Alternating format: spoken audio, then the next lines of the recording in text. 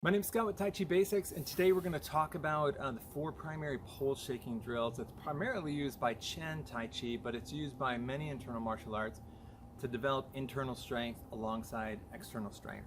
So if you haven't seen it yet, we put together another video which basically introduced pole shaking and the primary pole shaking exercise and how the hands and the feet and the breathing should be. So we're not going to cover that here. We're just going to start with the drills and how to lace them together after you're getting some success with some of your movements. So first of all, I've got 2 poles here. This one's a little bit shorter. This one's more typical for me. Basically, these range from 9 to 12 feet. And today I'm also going to show you how to use it with a spear. A spear is a way, like we covered in the last video. I've got 2 spears here with the horsehair removed so we can see the shaking. If you're new to pole shaking, it can be hell on your wrists, and it's hard to see the feedback in the long pole. So I would suggest you use a spear. You're not being a ninny. Basically all of us started with the pole by doing the spear so that we could see and get feedback off the shaking, and then we moved up to the long pole. So I will show you both today, okay? So there's 4 general movements that we do with the pole shaking. The primary one is basically the thrust. Move back here. So we have a thrust. We have a movement kind of up and backwards. We have movement forwards and down. And then we have what's effectively a punch. And then release back out, okay? So all 4 of these motions can be done in the drill that I just did, up to the tune of like 25 times.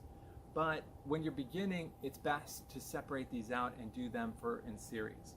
So what we'll do is we'll do 5. That's straight down. And again, go back to the other video to get the intricacies of what's going on for this first one. 5 with the heel up. And then 5 back. So what I'm gonna do is, this feels a lot like if you've ever rowed a boat, or for those of you that live in a cold climate, trying to throw a bit of snow up over a snowdrift.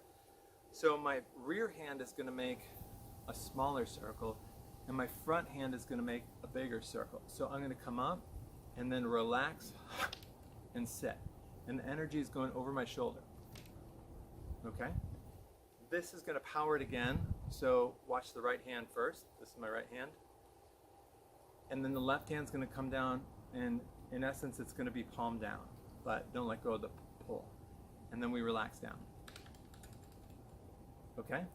I'm turning my left toe out, and my left hand's going to be prayer hand. It's going to come right at my sternum, and my right hand is going to stop at my oblique. And I'm going to stomp. I'm back up into the opening movement. I'm going to step back and issue down. Okay?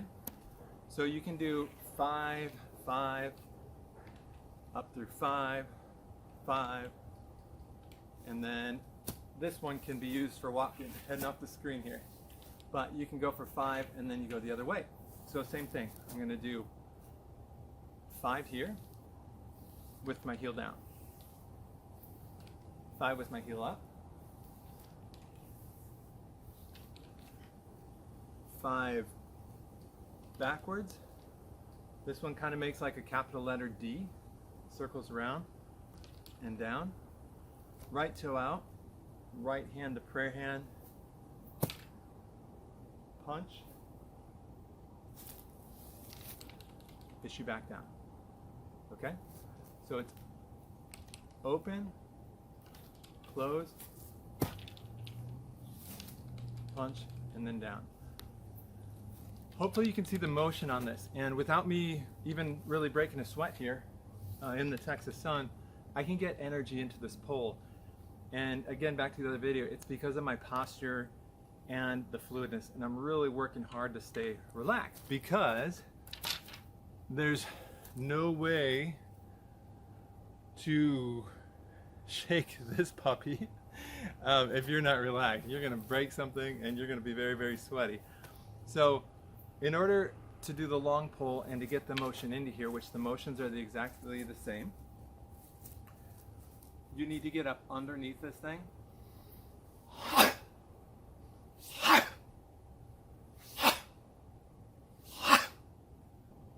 Try that again, a little bit closer to further from the fence.